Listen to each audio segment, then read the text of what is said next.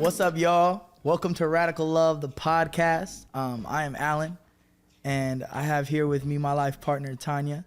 And I'm excited. This is the pilot. This is the first episode. This is our opportunity to really navigate through our experiences, talk about our experiences and how they shaped us, how they've served us, and man, it feels good to be here. It's been a long journey. First episode, excitement for sure. Yep. I think we've been talking about creating this Radical Love podcast for quite some time. And a lot of it has to do with how we just felt like there wasn't enough spotlight on healthy examples of radical love specifically in our Black and brown communities, but just in communities of change makers, right? Mm-hmm. Like, how do you navigate romantic, platonic, and everything in between relationships with radical love on the foundation of purpose? And so here we are. We're almost a year in our relationship and decided that things have been going so well that we want to share what we've learned so far, but then also learn from a bunch of other people who have experience in relationships, specifically in movement spaces. These are just our human experiences, our values as people, as these human creatures. And if you pick up some of the gems that we drop down, I think they're dope, but it's all experience. So and maybe debunk the myth, right? That Absolutely. Romance can't exist in movement space. Like, I get it. Like, in the movement space, there's so much emphasis on being militant and being devoted to the people and being a servant of the people. But that does not mean that romantic relationships cannot exist, right? Yes. It's so interesting because today I was speaking at Concordia, right, to a group of students, and I was actually asked, like, as an independent woman, a successful woman, like, how do you deal with dating? And so in that moment, like, I obviously immediately thought of you, because I'm like, I'm not dating, I'm in a relationship. This is actually the first healthy relationship that I've ever been in, that I could say, like, truly say that it's a healthy relationship. So much of who we are, even before we met, I feel like connected us ultimately. And so, like, to tell our love story accurately, right? Like, I just remember being a kid and my the values were always centered around community. Like, I always wanted those around me to be happy. I always wanted those around me to be healthy. I always wanted those around me to be thriving in so many different ways. And as I grew, I obviously see the difference in mentality. I see the difference in space. I see the difference in atmosphere. I grew up in California, so I'm in Chicago now. But I've seen how the values have also transferred over. So today, we have this beautiful community center. I have KNVS, that's the Arts and Culture Department of Healthyhood, but more importantly, it acts as a battery for the creative demographic, the creators out there, period. It's our communication tool, but also the thing that energizes us. But I say that to just highlight again the community aspect of it, me wanting health and happiness and elevation for those around me. We cannot speak on our own identities or each other's identities without actually talking about culture. And Period. When I say that, I mean, like, our cultures were actually pretty different growing up. Oh, absolutely. And I think when Alan and I first met, we thought we were twin flames, right? Twin flames doesn't always have to be romantic. It's just like this idea that you're like, I don't know, what is a definition of a twin flame? Like, you're the same. Connected. It's like you numbers add up. Yeah. Together, like, and I mean, like, to the point where, like, both of our kids, we both have two kids. Both of them are the same ages, 2 9-year-olds, 2 5-year-olds. The past relationship was the same number apart. Our siblings are the same age. Yep, length apart. Crazy. And when we met, it was like we both had kind of constructed very similar communities and community spaces at the same time, and never knowing each other until we met, right? Which is insane. And I think the reason why I bring up culture, right? Like, in order to tell or to explain to our audience who we are, I grew up very much in the social justice realm. Like, my parents were both activists. My generations before them were activists, and I grew up in this very political atmosphere, and just so much access to political education, to the language of social justice and all of that. And so my community was built on that foundation. And so when I met you, you had a very similar community, but the foundation was much different, right? Like, we didn't even have the language. The language for that. wasn't there. It wasn't a social justice based organization in how you were explaining it, but overall it was. Yeah, it was. At the end of the day, it was all centered in, like, the center was humanity.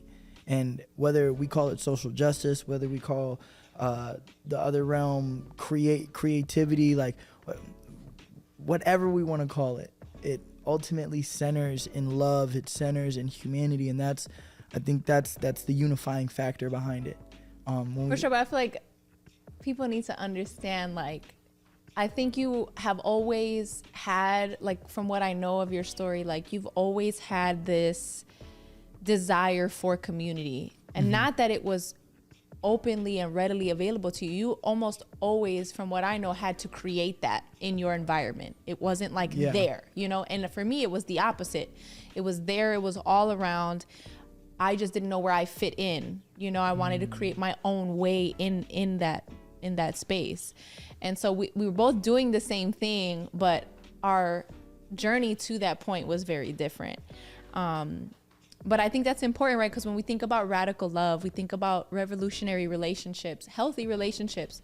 Nobody's going to have the same history. Nobody's going to be brought up exactly the same way. Even if you're siblings, like, you're not brought up, you don't go through the same exact things.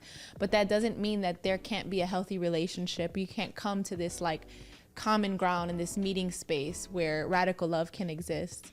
And so I think I just wanted to highlight that was important, because I feel like so much of the beginning of our relationship was me opening you up to this new world of language and culture and history, because you're an Afro-Latino man and was very disconnected from your history. And on the opposite end, I was super connected to my history, so much so that I know my family history and where we come from, and, you know, how we're tied to our indigenous peoples and stuff. That adds so much, though. It's another level of understanding love when you know your culture. And I talked about it a little bit today.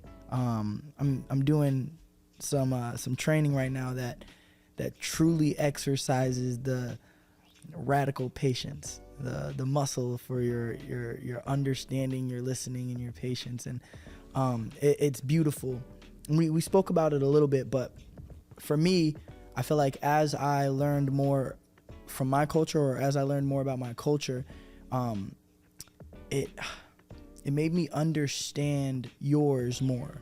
Does that make sense? And it made me fall in love with my culture and myself more. And I feel like it gave me the ability to love even more.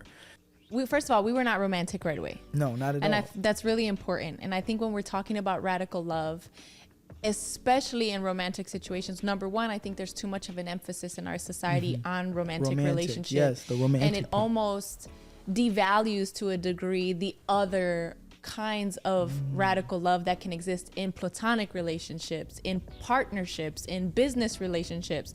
It's like, if it's not romantic, then, you know, it's not that important, you know? And I think so much of why we've gotten to this place in our relationship is because in the very beginning, there was no desire to pursue each other romantically.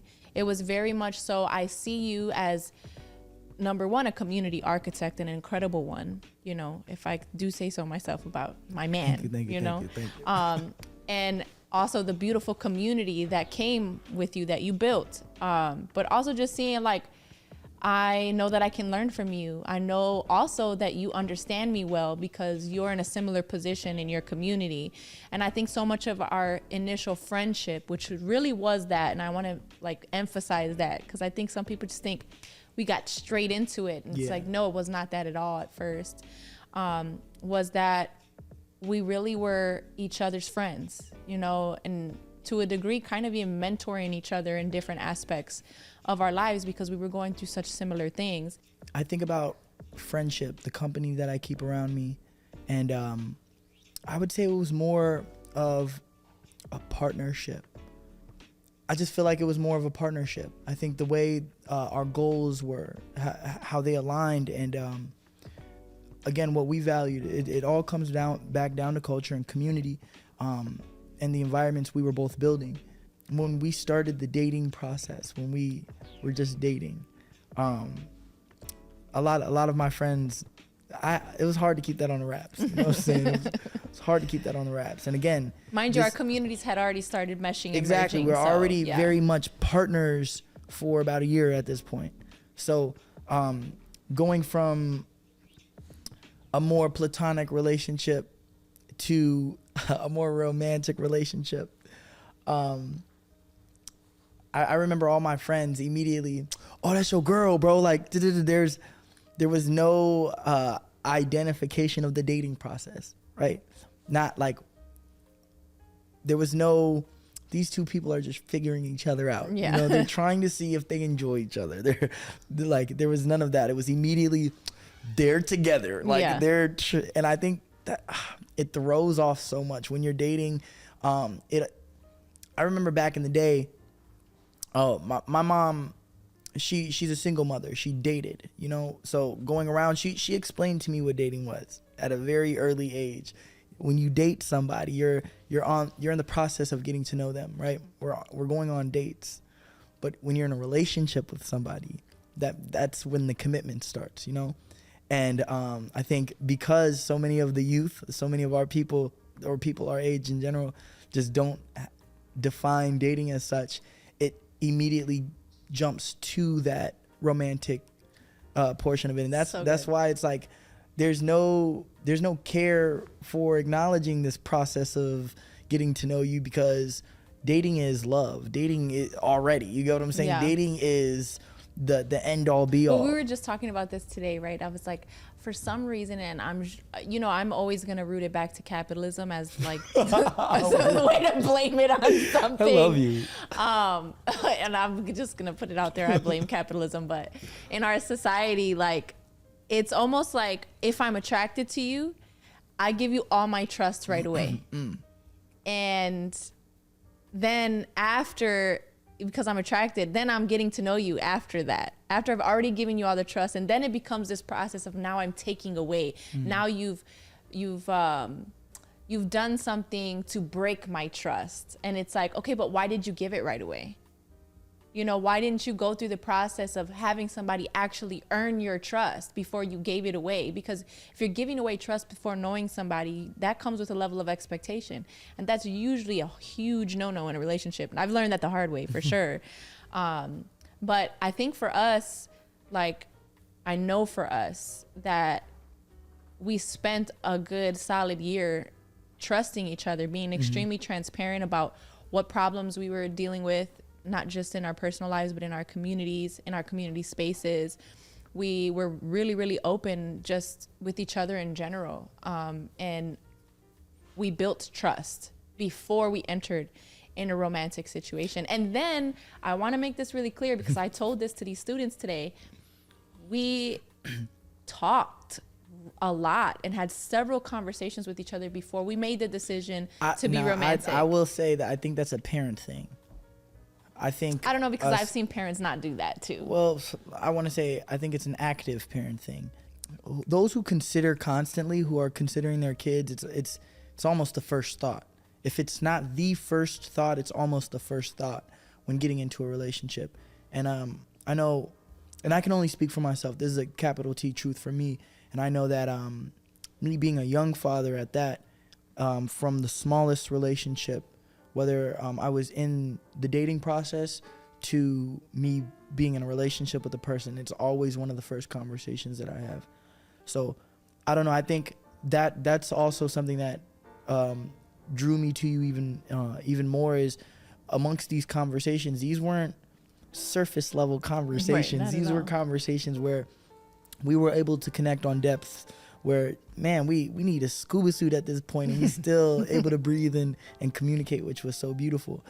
I feel like, I mean, obviously I was thinking about my kids before making the decision with you to move into a romantic relationship, but it was very much about the community. I think we were really concerned about our communities. Like, if we're going to do this, it's going to be big. That's so we what can't prolonged it. Yeah.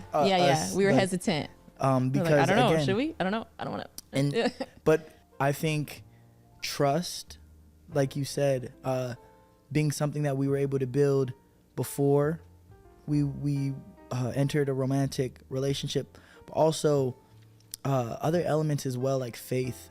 I think being able to connect on a spiritual level, being able to connect through faith. I don't know how to explain it, but it's different. It's different when you pray alone, right? I do feel a sense of vulnerability. I feel a sense of connectivity. I feel all these amazing, empowering things. But when you pray with someone else, and it's still very much intimate, I feel more powerful, if that makes sense. I feel not only all the things that I feel alone, but it's amplified, because I feel this connection that I feel with my higher power is solidified. That's why I feel like the origin story is so important. It's so like beautiful. we can't get into who we are and what we do now and all that without explaining our origin story, because so much of that foundation was set before we even stepped into a romantic space with each other. It was like a lot of talk about values, a lot of talk about belief systems, a lot of talk about communication, a lot of practicing communication. And again, like, I feel like in prior relationships before this one, there was a lack of foundation, you know, and when your foundation is rocky, like, it's really hard to build on top of that.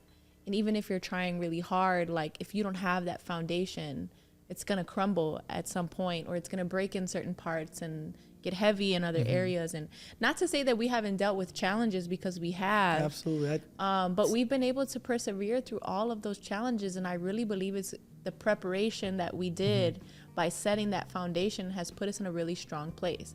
Like, I can say out loud that I cannot remember a time where we argue with each other.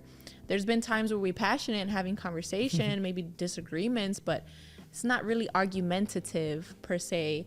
And I think it's because we have such a strong foundation of love and understanding, really. Like, I understand you. I know so much about you. I know about your history. I know how you process emotion. I know what ticks you off. So I know that a lot of times if there is something different in your behavior, I know it is not about me per se. It could be a reaction to something else, you know, and all of that. Like, it matters to really know somebody before you go there romantically with them. And I don't think I learned that until this relationship. And I don't even think we did it on purpose, because we really were not interested in each other romantically in the beginning of our relationship. And I think it made it even more special. I was just gonna say, I think that was the beautiful part about it. I think me, instead of me seeing you in a romantic light, me seeing myself in you. That's originally what it was. It was like, I see this mentor, this peer, this element that I feel like I was missing, but also like I need another me type shit. Like, you know, that feeling like if I had two in me, we'd be going crazy. It allowed me to dive deeper into conversation and be more intentional with like the growth that I wanted from our conversation. And it also triggered a level of transparency that I feel like I feel like once we started there, again, we talk foundation, and once we start with the level of transparency, that's like, it was crazy. We're talking about relationships that we were in, like, while we were friends, and like we already kind of understand like the individuals that we're connecting with already. And I think that carrying over, it was like it allowed us to already know the person we're going into the relationship with, instead of having to get to know that person once you're in that relationship. I think that's where a lot of those relationships go bad, because then you already committed to something that you don't even know all the way. You feel me?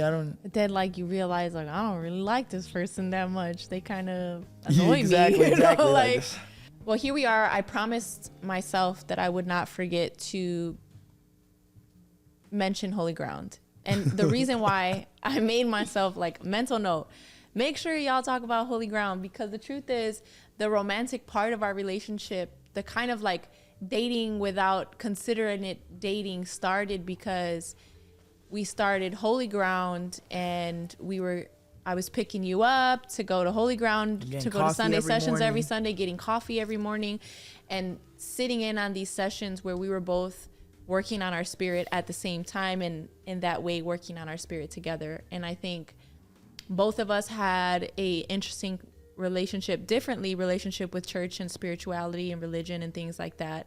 But both of us had this kind of like thirst for that kind of community, a community that was driven by spirit. And so holy ground really, I feel like for me is the thing that catapulted our love story into what it is now.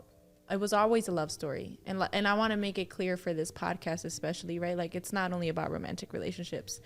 Fortunately, I'm in a romantic relationship with you, but radical love comes in all forms, and our love story started when we were friends, but holy ground, I think, is what kind of solidified that we were meant to be together, and that we were gonna do really incredible things. And I remember at the time that holy ground was getting started, I was still in another relationship and not super happy in that relationship, and realizing as our relationship started to grow just how much potential there was, not just for us individually, but for our children to have a healthy blended family, for our communities to be able to progress faster, because we would give each other so many more resources if we came together and things like that. But sitting there in holy ground, I feel like that was really that was kind of the thing. That was like the stamp. That was like, in that old relationship that I was in, I kept thinking like, my heart is saying to me, this is the person for me. And I remember just kept telling myself, like, just trust God, because it's scary, you know, like, it's always scary to leave something and then rush into another situation or go right into another situation. It's always, you know, like, am I making the right decision? And I remember telling myself over and over again, just trust God. God is what brought y'all together anyway. Like, this is literally how it happened, is driving to Sunday sessions together every Sunday, getting coffee together, and like working on our spirit, you know, growing that community. And as we're learning and as we're growing, being able to share that with our community through that process, and like how strong we became, you know, just as a partnership, like you said, before we were romantic. And I feel like it's important for us to kind of give credit to where it's due, because holy ground really is that. It did that. I think holy ground was also that pillar that allowed our communities to have that centerpiece, that meeting point, because this is also before the merge. This is before Healthy Hood and KNVS was together, a thing. Yeah. So it allowed us to see what our communities looked like together, and that was the common denominator. That was the common healing factor. That was the common thing that we all needed. We know that it doesn't matter if you're in the affluent white neighborhoods. It didn't matter if you're in our neighborhoods. You feel me? Our black and brown communities. You need Sunday sessions. You feel me? And we saw, and we see every Sunday, an example of that. And I feel like it allowed us to see a future with each other. Mm-hmm. Like, it wasn't so much this like theoretical thing anymore. It was like, oh wow, like together we've already built this together, and this can be something that we do together for the rest of our lives, you know. Like, and the same thing I think so much of, especially with young creatives and young creatives that are dating, or people who are in the social justice movement, because you have to be a level of creative to be in that movement anyway, but is just this idea that you know, you're on the hustle all the time. Like, anything can be taken away from you. Everything can be taken away from you at any point. Yeah, you're like surviving mode. You know, you're hustling. You're constantly finding the next thing, and so it's really hard to look to the future too far. You know, and I think that all changed for me when you entered my life. You and this relationship became a security I had never felt before. It was like, not only do I love this person and like I want to be romantic with this person and build a life with this person, but we've already started building a life. I would absolutely the same. I feel like it was almost uncomfortable. It was almost uncomfortable. I know that we talked already about trust being one of those things. We talked about faith being one of those things, and it kind of like pulled us back to Sunday sessions as well. That being a center stone or centerpiece to our relationship, and in so many different ways, like in personal life, in our love life, in our communities, and again, our family life, everything. But I want to know what other attributes to radical love, like what other values do we need to have, or do you feel like we've experienced, or we had to like put into our tool belt to truly have that radical love? Or what does that mean to you? I think one of the most amazing moments that I've had with you in our relationship, and again, I hate to keep referencing Sunday sessions, but our brother Heavy Crowns did a series about the 7 steps to doing the dirty work. And it was these 7 steps to basically going inwards and establishing and identifying what your values and your belief systems are.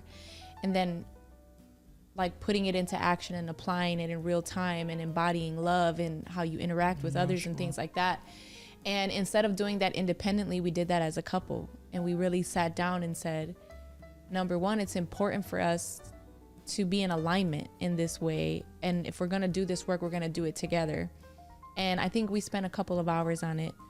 We sat there and we went through our belief systems, life and death, greed, all of these different, things, right? And fear, like what are our values? What are our beliefs on these things? And working through that, like we weren't completely in alignment right away, but the conversations that came from those things brought us to a place of alignment. And so I think that's really important. Like, I mean, we think about it even in business, right? Because we're both community architects. We both have businesses or communities, and we get hit up by partners all the time to work with them. And one of the things we tell people and tell ourselves in those moments is like, make sure you are in alignment with them.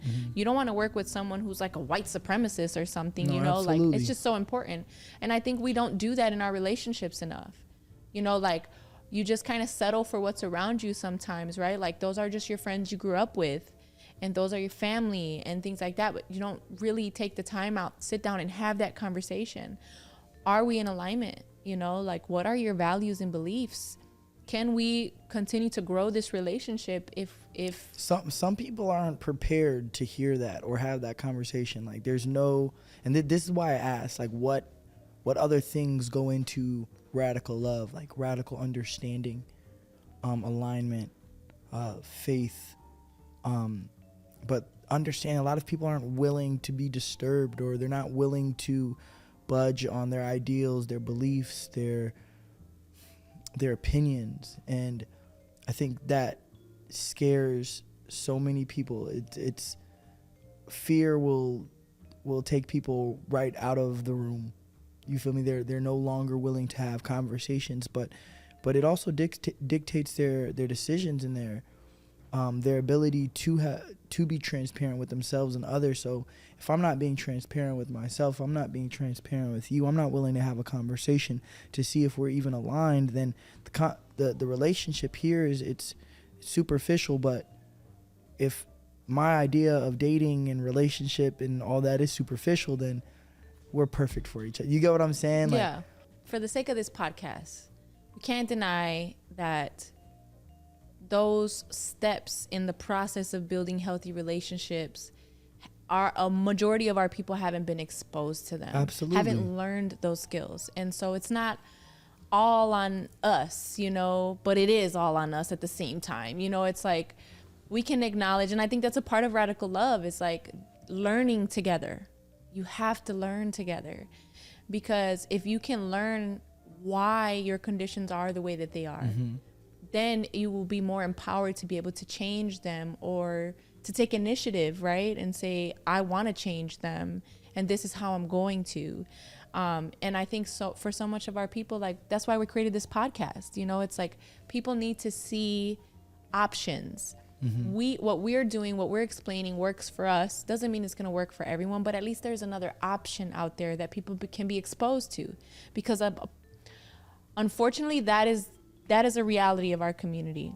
There's a lot of toxicity that is exposed to our community, like so much. I mean, in music and in propaganda and TV, like there's so much toxic love that our community is exposed to. And people need to learn those skills, and we can't expect them to do that without being given the options, you know?